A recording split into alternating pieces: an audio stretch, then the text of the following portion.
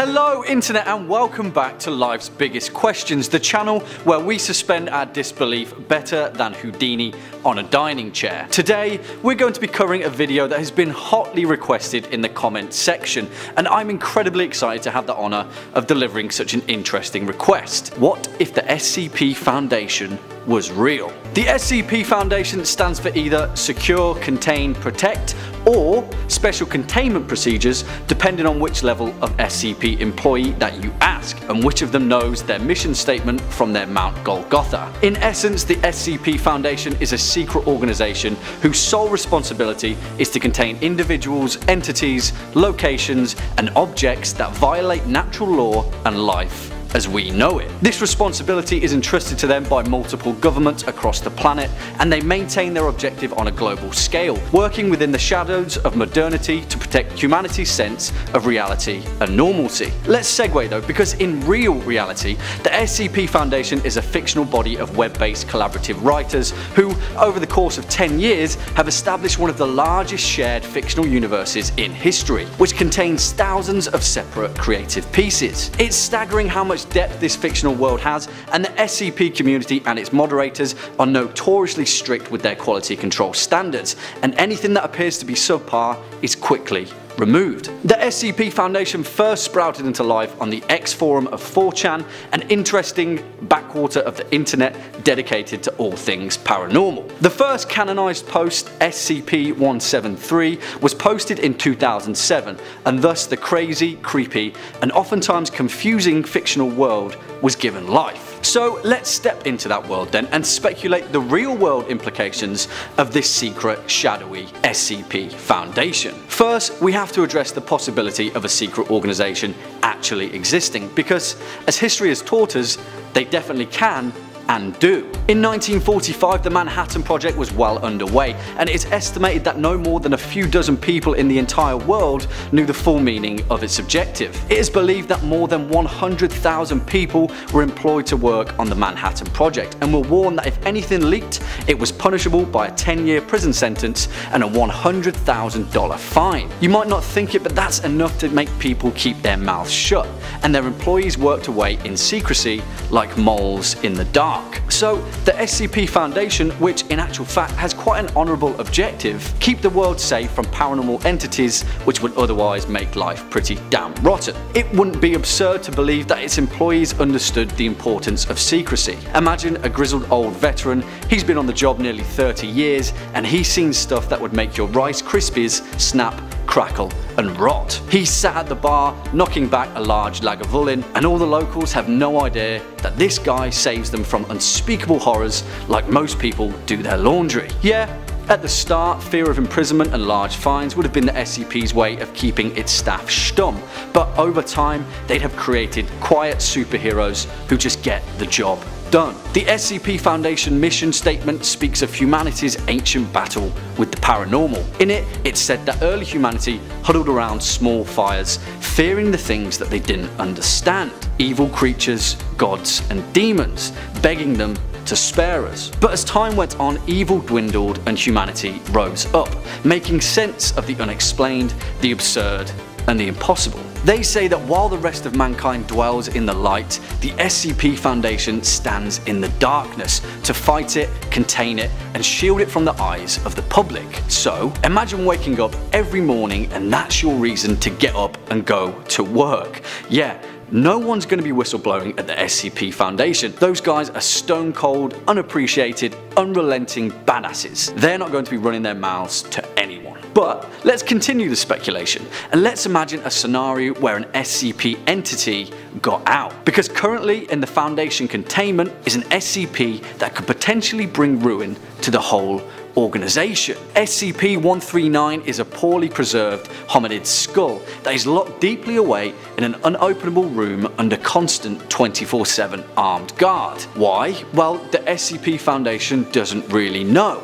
They don't really even know what it is, but they're absolutely terrified of it. SCP-139 has been found throughout history at the site of multiple mass slaughters. In England, roughly around the 1950s, after explorer Douglas Winthrop had found the skull on an expedition, and then he slaughtered 7 of his friends after succumbing to madness. Then it popped back up many years later in the Yukon, in the community of Caribou Crossing, where the whole town was brutally murdered and stacked in a large pile at the centre of the town's chapel. Now, I don't know about you, but that sounds like a Chekhov's gun that's just waiting to go off. So let's imagine then the SCP Foundation is in tatters. Hundreds of its staff have succumbed to the school's madness, slaughtering each other after a reckless employee accidentally opened the wrong door. That'd attract some attention, right? Well, maybe it would be picked up by a keen-eyed journalist waiting to break the story of a lifetime. But the SCP Foundation would just sweep it under the rug. They'd mechanise their multiple contingency plans that had been meticulously mapped out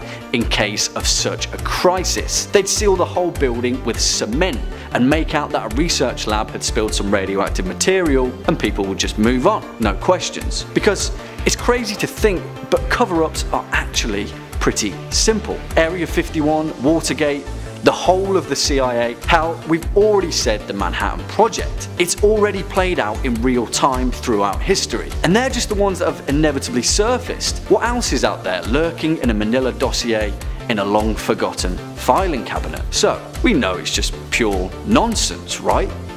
Or just maybe there's some version of the SCP Foundation quietly operating in the shadows as we speak, protecting us from ancient evils and paranormal anomalies. Would we even want to know? Shouldn't we just let them get on with their job? I've probably already said too much. What are the most dangerous SCP Foundation creatures? Also, I know a lot of you are concerned about our involvement with the SCP Foundation, but please rest assured that we have absolutely no affiliation with such an organisation. And if you've watched our first video, you'll know, as we make it very clear that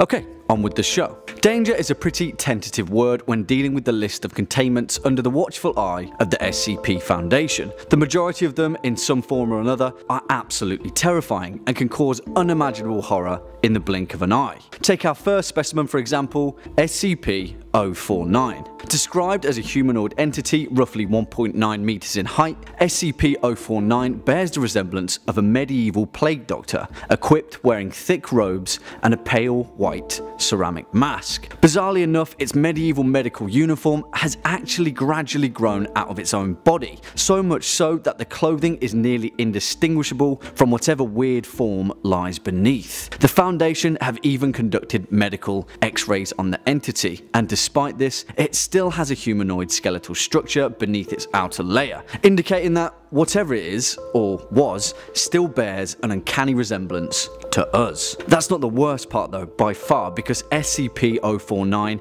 is an incredibly vocal entity and it regularly converses when it has the chance. Its main topic of choice? The pestilence. Although the exact nature of what the pestilence actually is unknown, it seems to be the driving force behind this entity's existence. Foundation researchers quickly learn that SCP-049 will attempt to kill any individuals that it sees as being affected with the pestilence. The entity is capable of causing all biological functions of an organism to cease completely through direct skin contact alone. How that happens? Yeah, the Foundation scientists haven't got a clue, and that terrifies them because knowledge is power and these guys are powerless. After SCP-049 has killed, which by the way it expresses remorse for, it will usually try and perform a sort of crude surgery on the corpse, which, when successful, results in the creation of an SCP-049 Mark II. Yep, it's pretty much a weird surgical necromancer which reanimates the corpses of the people it's killed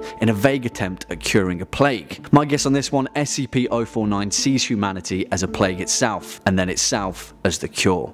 Well, here's another answer to that plague, the absolutely horrific containment of SCP-096. This entity is so gnarly that the organisation has to keep it in an airtight steel cube at all times, with weekly checks for any cracks or holes as part of its security procedure. There is also absolutely no video surveillance allowed at any time. Why? Well, let's find out. Because SCP-096 is a hairless, pigmentless, humanoid creature that stands approximately 2.38 meters in height and attributes very little muscle mass, which researchers believe has led to malnutrition. The entity's arms are grossly out of proportion with the rest of its body, reaching a length of 1.5 meters each. If that's not nightmare-inducing enough, it can also open its jaw to 4 times the norm of an average human being. Again, the horrifying thing with this entity is that the SCP Foundation knows incredibly little about what makes it tick. It demonstrates very light brain function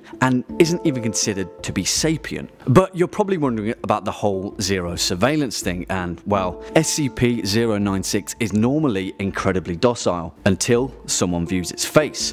Be it directly via recording or even a photograph, upon being viewed, SCP-096 will begin screaming, crying and babbling incoherently, and after a minute or two it will begin running to whoever viewed its face. And by running, I mean that no known material can stop SCP-096. It will rip through any kind of metal or rock to make its way to the target and then proceed to kill, with a 100% success rate. What the Foundation fears the most is a chain reaction from SCP-096, but luckily for us, the latest report suggests that SCP-096 was killed willingly by a Dr. Dan when his termination was issued by the O5, the ultimate command of the SCP Foundation, after a string of containment breach incidents. But, well, the entity's records end there, with no concrete confirmation of its demise. Did Dr. Dan manage to terminate SCP-096? Well, one report suggests that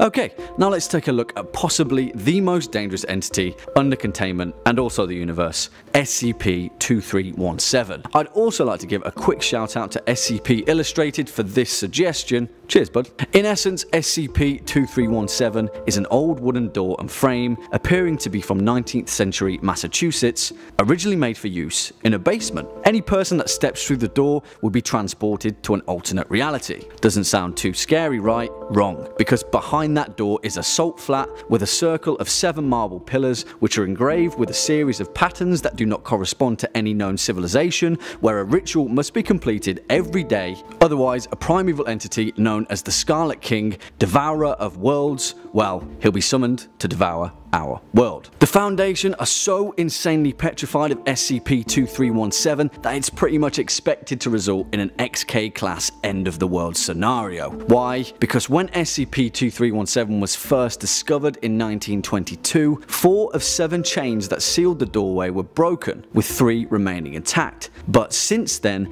the 5th and 6th chains have been broken, which resulted in 2 catastrophic historical events, data redacted, of course. So now there's only 1 chain that remains, and the Foundation haven't got a clue how to repair or reattach the 6 other chains, or while a giant primeval entity is just waiting for someone to mess up during a ritual so he can rain chaos down on us all. Yeah, we're pretty much boned. What if the SCP Foundation was breached?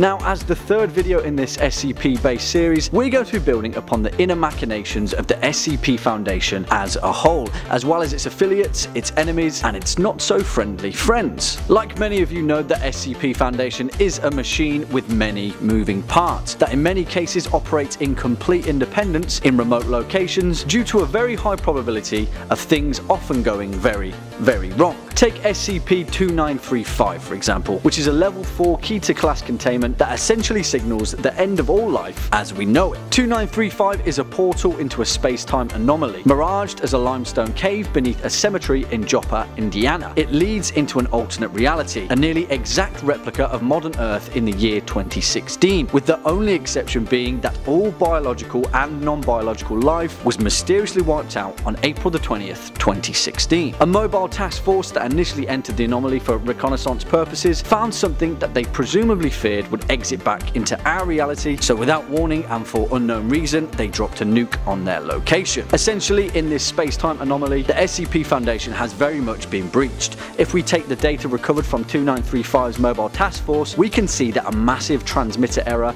was initially reported from Site 81, a location in Indiana. After this breakdown of communication, 100% of all SCP sites across the globe were locked down and unresponsive due to a containment breach of unknown magnitude. In this scenario, all citizens, presumably everyone on the planet, were ordered to stay in their homes as containment teams worked to secure the breach.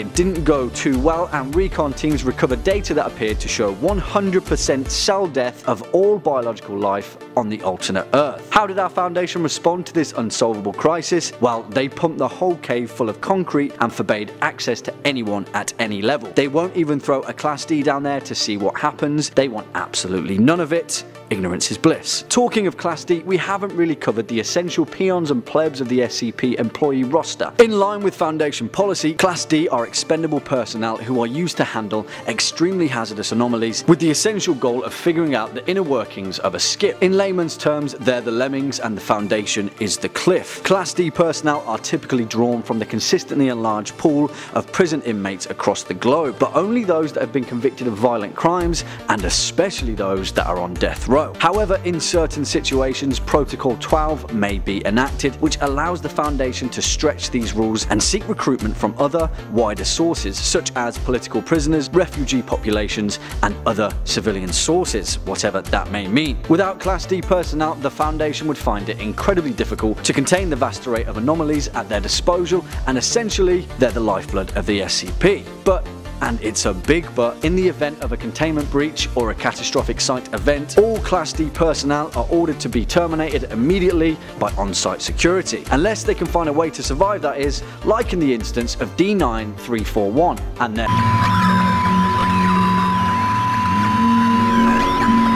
Anyway, the Foundation's main motivation is to prevent an end-of-the-world event, most likely originating from the myriad of Keter-class containments under the Foundation's sphere of influence, joyfully dubbed as an XK-class scenario. Complete end-of-the-world, aka we're all dead. There are over 100 potential SK-class anomalies, including SCP-4000, a sentient reality-ending dragon, or SCP-1548, a hateful star that's sole purpose is to destroy Earth itself. There are a number of differing catastrophic classes though, including CK, where a new species becomes the dominant beings on Earth by humanity, or ZK, where reality as we know it ceases to exist. There's also GH, or the dead greenhouse effect, where nearly all life is extinct but the Earth survives and remains viable in some form or another. Or LK, human restructuring, where humanity remains alive but altered in a way that no longer resembles our very essence of existence. If the SCP Foundation was breached, the likelihood would be that it was due to one of these catastrophic scenarios, because let's face it, a normal containment breach, aka SCP-173, breaking out of its cell,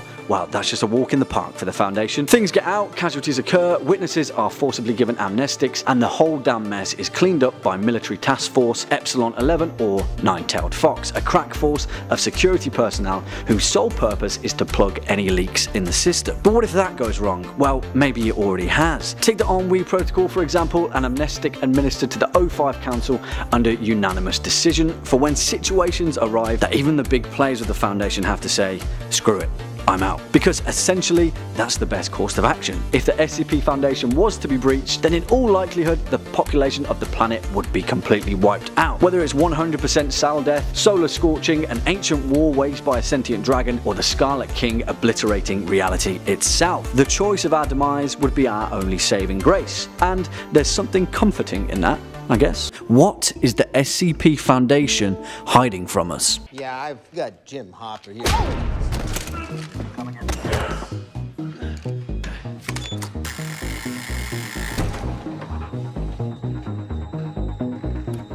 Now, I know we've casually joked about the existence of the SCP Foundation, as if such a thing could ever go unnoticed this whole time without alerting a keen-eyed journalist or a nothing-to-lose whistleblower, but in all seriousness, let me tell you, Project Anubis is alive and well and in need of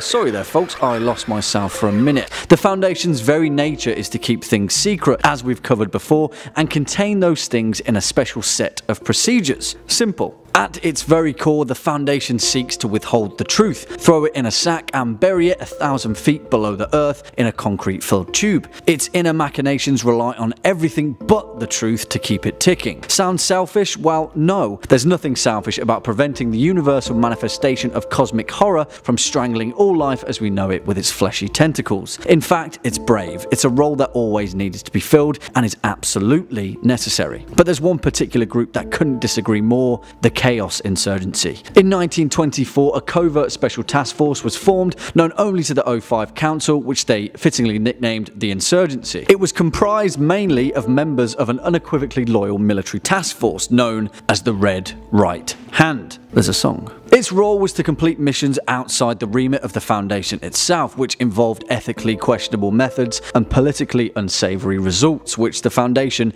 needed to keep clear of. In short, the Chaos Insurgency was a rogue squad that got the job done when no one else would do it. However, it became a self-fulfilling prophecy in 1948, when during a seemingly routine staged operation, the Chaos Insurgency actually went rogue and seized assets and entities from a multitude of Foundation sites, disappearing into obscurity. The question is why though, and why do we know incredibly little about them? Well, while the motives behind the insurgency's betrayal remain relatively unknown, their general code is to fully embrace the idea of transhumanism, ignoring ethical limitations in experimentation, taking their practices to the ultimate extreme, and making them unpalatable for even the black and grey Foundation to stomach. In essence, the Chaos Insurgency believes that it's carrying out a great rebellion against the Foundation's status quo, believing that humanity should embrace the chaos of the void and use the power held within its anomalies to augment our very existence. But in all seriousness, no one knows what the Chaos Insurgency actually wants. Maybe it's all a box within a box, and the O5 Council are orchestrating layers upon layers of lies, double, triple, and quadruple bluffing even themselves. They're playing 4D underwater chess just for the sheer fun of it. Or maybe they all took an O5 level amnestic and forgot the entire point of the Chaos Insurgency. They're just sat there twiddling their thumbs, waiting for the whole thing to blow over. Talking of amnestics though, we're led into our main point. The point that origin doesn't even matter for the SCP Foundation. Where did it all begin? When did the first record pass across the first desk? It can be 1,000 tales or one. They all mean the same thing. You'll think that the easiest starting point would be SCP-001, right? Work chronologically and all that, but no. As most things are with the SCP Foundation, it's just not as easy as that. To avoid seamlessly answering the question of where the Foundation originates, the first note in their catalogue, several SCP-001 files have been created to act as decoys alongside the truth file or files. There are exactly 27 separate files under SCP-001. All of them could be true, all of them but one could be false. There's no way to know, and that's exactly as the Foundation likes it. Some people believe it to be the wrong proposal, a document that states the Foundation was formed after the Great Occult War, which the cause and origin of is unknown, but a number of groups banded together to create the Foundation as a preventative measure. Or some believe it to be a decoy. Others believe that codename Bright is the truth, aka the factory, where in the fallout of the American Civil War, a great hulking factory was built that harboured the horrors of a man, James Anderson, known as the Anderson Factory, built in 1835. A surviving member of the O5 reportedly was a liberator of the horrors inside and used the site as a base of operations to secure, contain, and protect their way across the planet. Oh, also the factory is sentient and requires habitual human sacrifice. Or the Scranton proposal, the idea that the Foundation itself is SCP-001. Its history so full of paradoxes, time travel, and anti-memetics that no one really knows where its existence came from. Or it's SCP-001-J, a big red, shiny button so powerful that it will obliterate reality itself if pushed. Well, the point is we'll probably never find out, and in fact, now's about the time that your Class A aerosol amnestic should be administered. Enjoy. Life's Biggest Questions, the place where we chant the verse that brings his name into our realm, and ere the end of all your days, the Crimson Khan shall ride. Sorry about that, and regretfully ask the question, what if the Scarlet King was real? Roll the clip. Il doit être quelques jours. toi, au diable et malin esprit.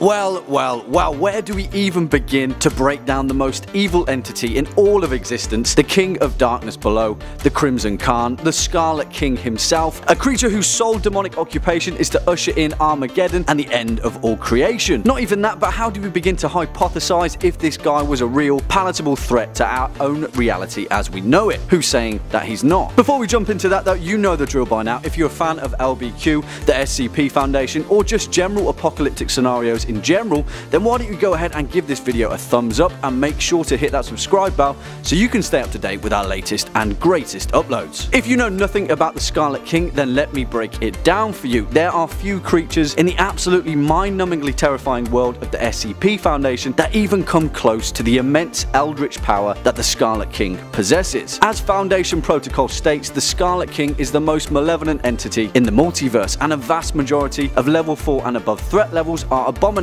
created by the King himself. And in all reality, there's not a lot that we can do to stop him. SCP-2317 is a vain attempt in keeping the Crimson Khan sated through a meaningless protocol that serves solely to maintain the morale of Foundation staff. He's coming, and we're pretty much screwed. As the legend goes, he was born alongside the planting of the Tree of Knowledge, where his name was Karak, the smallest and most feeble of his siblings, but the only one afflicted with the burden of awareness, which brought him great pain knowing that existence itself was a plague. He vowed to destroy the tree, the creator, and creation itself, and began to consume his siblings, growing stronger and stronger with each of their essence. He named himself King of the Darkness below and declared a war on creation itself, one which will not end until the very end of everything. Now, I don't know about you, but existential dread is already terrifying enough, let alone it having both a name and a face. What if the abyss was personable? What if every black hole and dying neutron star was just another victory in the Scarlet King's war effort? What if the end, with a capital E, was a very real and tangible entity? How would our species fare against a nigh omnipotent vessel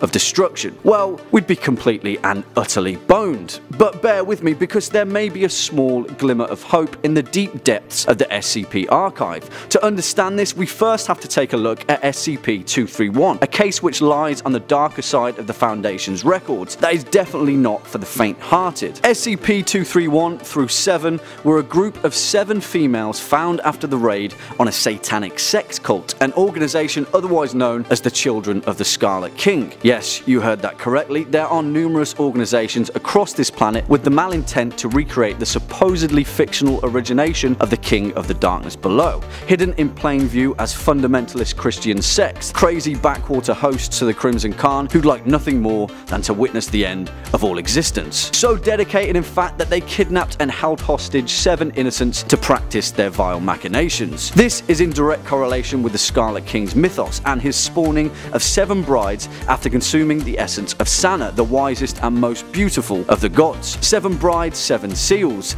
They were Ativik, Agor, Adistat, Azieb, Anut, Atilef, and the 7th bride, Ahabat, the smallest and the weakest, but the only one not utterly broken by the Scarlet King himself, and the only one who was sealed as hope. If you ever heard someone whisper the words 1110 Montiac, then you'll understand the grim reality of this situation, but we'll leave that to one side. Whether the Children of the Scarlet King were trying to usher forward their dark god into our mortal realm, or were in fact trying to protect us from it, we'll never know, but there's one thing that we do know, and if you're a keen surveyor of the SCP archives and LBQ's involvement with them, you'll be aware that our most recent video was a showcase of that cute orange squidgy little guy, SCP-999, who, in actual fact, was birthed by the 7th bride, SCP-2317. Yes, you heard that correctly. SCP-999 is a thaumiel spawn of the Scarlet King, and perhaps maybe the only hope that we have against the end of existence. Why? Because the only hope that we have to overthrow the Scarlet King is not by force, we are powerless against the vile dread of him, but by light and love and laughter that can brighten the blackest of hearts. For our sake, let's hope that's true. Now, you may have noticed notice that this particular LBQ video hasn't really meandered its way through a hypothetical scenario in which the Scarlet King is real, usually speaking, where we weigh up the many pros and cons, mainly cons, of an all-consuming evil reality. And I regret to inform you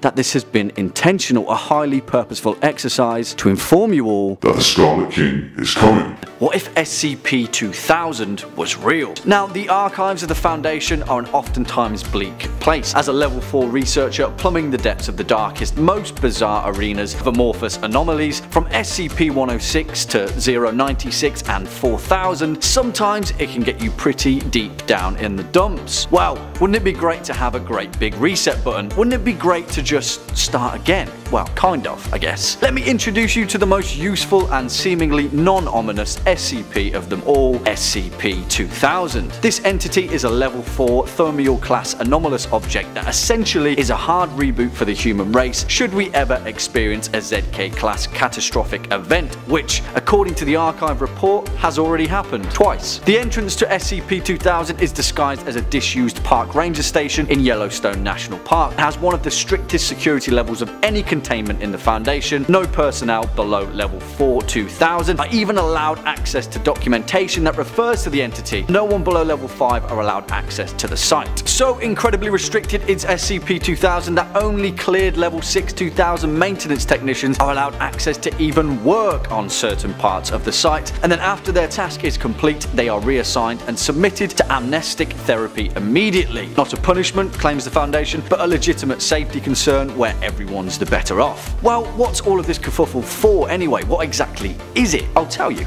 SCP-2000 is a subterranean Foundation installation originally constructed sometime in the last redacted years. Through the use of a pseudo-Riemannian manifold, the underground structure utilizes tangent space, providing 10 kilometers squared of workable floor space to house 500,000 bright Zartonian hominoid replicators that can produce 100,000 viable non-anomalous humans per day. Sound confusing? That's because it is, and I'll go to no lengths to try and assume I understand the incredibly complicated hypothetical science behind this, but essentially it's a factory that makes people, millions of them. And throughout a complex series of protocols, if the world ends in a hail of hellfire, the Foundation can assure that the human race can hit that reset button and no one will be any wiser. Great stuff. But let's don our hypothetical caps for a moment. How would our trajectory as a species be altered if we had a construct like that in our power? Philosophically speaking, how would we deal with such a shared safety blanket? Economically speaking, would the world grind to a halt if everyone felt that progress was irrelevant? What are we saving ourselves from if not the abyss? Would productivity grind to a halt? Would we just sit back and watch the world burn? Let's run one scenario, a very real scenario in some cases, a total nuclear apocalypse. Currently, as we speak, the doomsday clock is set to 2 minutes to midnight. That's the closest it's ever been in history, bar 1953, which had the same reading, which in layman's terms means that we're under some heavy pressure from the looming threats of nuclear war and climate change. Yikes. Well, say we did succumb to nuclear annihilation. Say all the world leaders across the planet tried to double bluff each other and be the first person to have the bollocks to hit that big red button. Boom,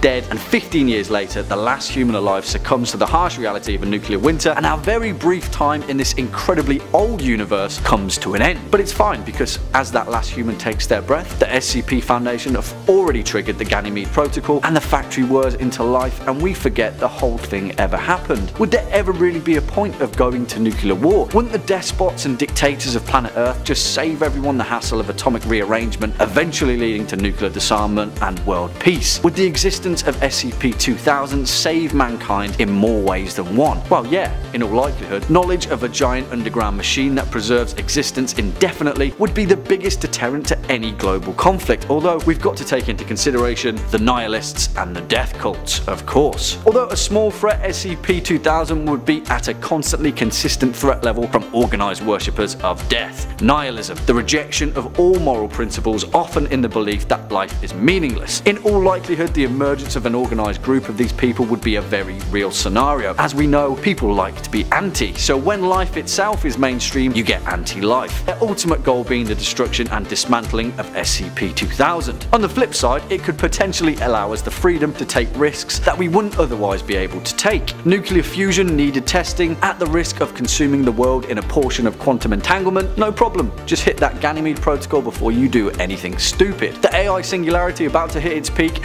and the world is at risk of being destroyed by sentient nanobots, no problem, see how it goes, make sure the Ganymede protocol is running while you're at it. Well, it'd be an interesting time to be alive, to say the least, because we'd have no idea how many times the world had been saved from the brink of self-extinction. Maybe it's already happened dozens of times before, who knows. We slowly peel back another layer of the mysterious SCP Foundation, try and make out that we're not somehow affiliated, and sow the seeds of discord and distraction as we ask the euphorically induced question, what if SCP-999 was real? Roll the clip, if they can handle it.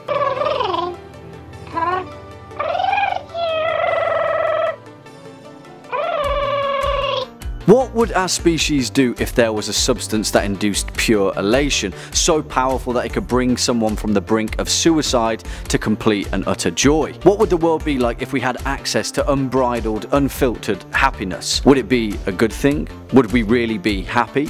Well, let me introduce you to SCP-999. Before we jump into that one though guys, let's clear up some house rules. First things first, if you're a fan of this video, the SCP Foundation, or just LBQ in general, then go ahead and give it a thumbs up and share it on with your nearest and dearest amorphous orange friend. And while you're down there, hit that subscribe button so you can stay up to date with our latest and greatest uploads. Let's begin. SCP-999 is one of the few skips rendered as a safe object class. In short, it appears to be a large, amorphous, gelatinous mass of translucent orange slime with, strangely enough, the consistency of peanut butter. Sounds great, right? I love peanut butter. Well, if you think that's good, then things are about to get better. 999's composition is oil-based but consists of a substance completely unknown to modern science. As well, other than a thin, transparent membrane surrounding the orange jelly boy, the subject, despite close inspection, appears to have no other organs to speak of. If Flubber was orange and had any other redeeming qualities, this guy would be it. The subject's temperament is often best described as playful and dog-like and reacts to any sentient interaction with complete and utter overwhelming elation. On approach, it will gloop over to the nearest person and begin to frantically hug them with a pair of pseudopods, all the while emitting incredibly cute high-pitched cooing noises and gleefully nuzzling at their face. If that's not joy-inducing enough, SCP-999 is reported to emit a specific pleasing odor that differs depending on whoever it interacts with. Recorded scents have included chocolate, fresh laundry, bacon, roses and Play-Doh, and has also been noted to expel odours that evoke a childlike nostalgia with the recipient. This is where the mechanics of SCP-999 become a little too good to be true. What would we do to deserve such a weird ball of complete and utter joy? Simply touching 999's surface causes an immediate euphoria, intensifying the longer one is exposed to its presence and having a prolonged effect long after separation from the creature. While the creature will seemingly interact with anyone, it appears to have a special interest in those that are unhappy or hurt in any way. There are several instances where people suffering from crippling depression have returned with a completely positive outlook on life after interacting with SCP-999, so much so that the Foundation have even considered the possibility of marketing the creature's slime as an antidepressant. And then we get to the crux of our question, the implications of how humanity would respond to such an overwhelmingly positive bundle of joy and mankind's propensity towards exploitation. How could we do this to such a beautiful, amazing creature? Let's consider scenario joy. A hypothetical scenario where SCP-999 slime has been extracted from its membrane during an experimental procedure with the intention of extrapolating the same genetic material and replicating it en masse. Our first point is an ethical point. Will the creature be in pain when a part of it is removed? SCP-999 has already demonstrated an unconditional love for all animals, especially humans, refusing to eat any form of meat and even going so far as to risk its own life to save others. So in that case, from a psychological perspective, how could we go ahead with the knowledge that SCP-999 was suffering? From here, we see scenario joy split into two clear paths. One where we knowingly go ahead with harming SCP-999 despite our knowledge of its suffering, and one where the creature feels no pain at all and is completely fine with giving a part of itself for the benefit of humanity. In the latter case, we're all good to go and the planet will rapidly become